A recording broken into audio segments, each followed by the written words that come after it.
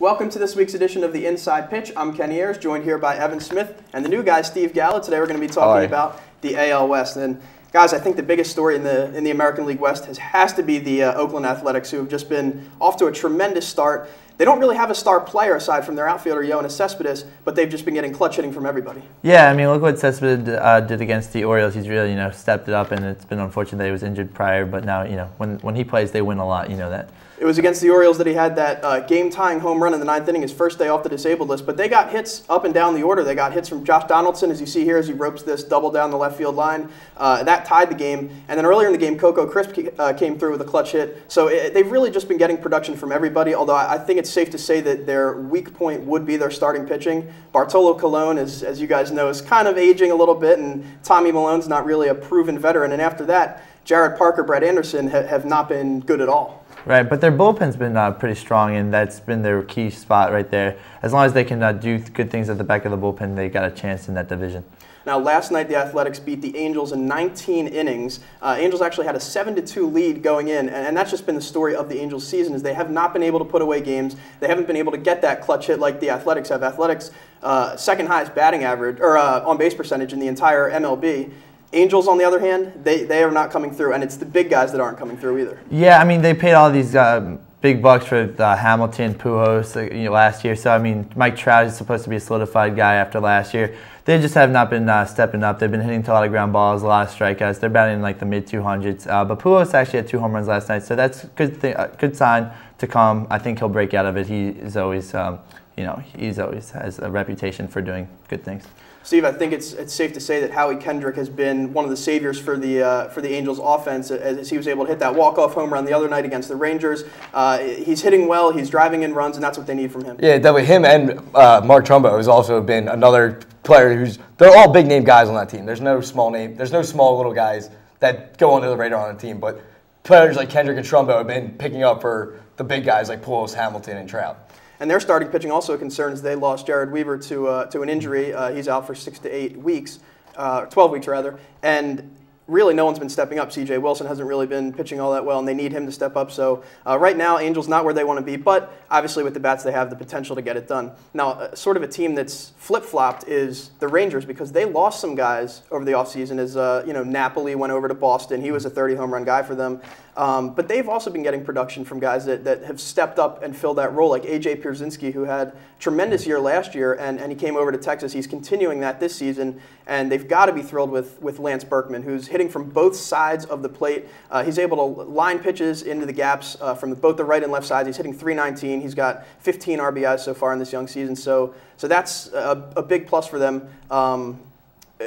Their offense is just stacked. Yeah, well, I mean, Andre Beltre has not been doing as well as he should be. He had a great year last year. Hopefully, if he comes around, they'll be a much better team. Yeah, like you mentioned, Berkman, everyone thought his career was done once he was on the Yankees, came back, had a resurgence with the Cardinals. So, if they can do big things in the middle of the lineup, that's their strong point right there. So Beltre hitting just .221 so far through this early part of the season. Now, Steve, the big story for the Rangers, it's got to be Yu Darvish, as he's leading the majors in strikeouts with 49. I mean, this is his second full season in the major leagues, and in my opinion, he's the top of the list for AL Cy Young at this point in the season.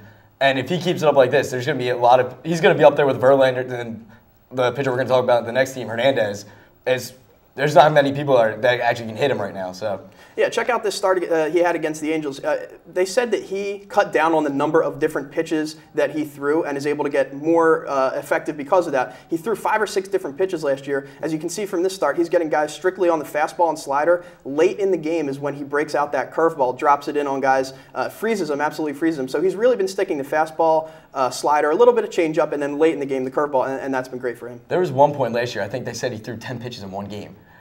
Besides Dice K, I've never heard of anyone else actually having that many pitches. It's astonishing that he actually had that many that he could actually use in a major league game. Yeah, but he's benefiting incredible. A lot, cutting down to the normal 3, 4, or 5 pitches. Of course. Now, another guy that's been top of the rotation in the AL West has been Felix Hernandez of the Mariners. He's doing basically what he does, a 1.90 ERA. He's been tremendous, but I think that you got to look past him to the number 2 guy in their rotation, which is Hisashi Iwakuma, who's been absolutely tremendous so far, 1.67 ERA, and you guys thought he was under the radar kind of last year. He had a great year. Yeah, he was 9-5 with 16 starts last year, and like you were saying earlier that he was an in-between guy. He was either starter or reliever.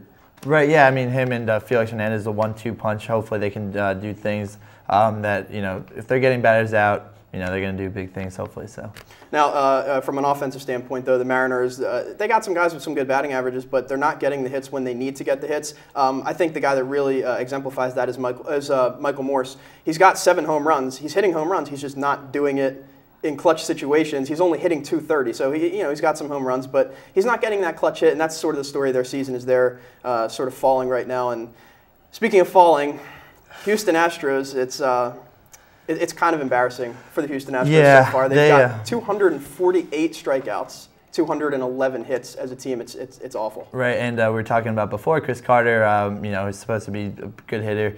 He's unfortunately striking out pretty much half of his at-bats, and he right now is 43 of 88 at-bats. 43 of 88 at-bats, and right now he's projected for 274 strikeouts, which would be a major league record. Hopefully they would bench him before that point, but not looking good. But Jose Altuve, as we were talking about before the show, he small, scrappy player, but he's batting .327, I believe, and he's just he's their bright spot right now for the Astros.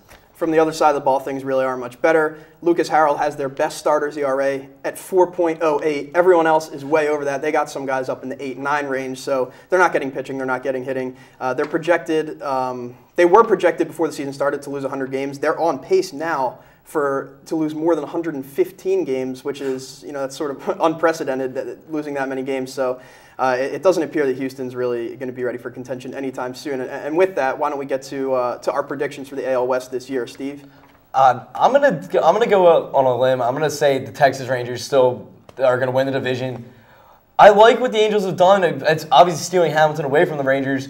That's a huge benefit to the Angels, but I still think the Rangers have one of the best infields in baseball with Kinsler, Elvis Andrus, who we didn't even mention, who just got a huge deal, one of the best shortstops in the league.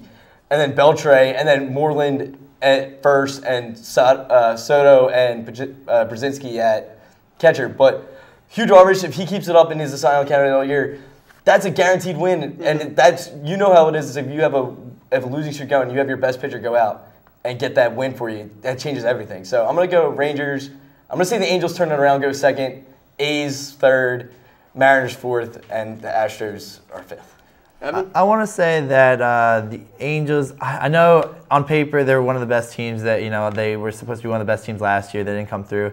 I'm going to say they turn around. I think they maybe midway through the season they'll hit a hot streak. Hopefully they do something. So I'm going to have them in first. I'm going to have the A's in second. I think, they've proven themselves last year as they can be a scrappy team using that sabermetrics method, and then maybe they could do some things there. And then I got the Rangers in third. They lost some key players, so maybe they won't do as well there. And then I have the Mariners, and then at the back end, like we just talked about, the Astros. It's got to be the Astros, yeah. I'm going to go different than both of you. I'm going with the Athletics finishing in first place. I think that the way that team meshes, it's just incredible. And what they've done, they have the most wins in baseball since last August. So I think that they're going to pull out the top of the division. I think the Rangers are going to come through in the number 2 spot because I don't think the Angels are really going to begin to mesh maybe until later, and at that point it might be too late to go up high in the division.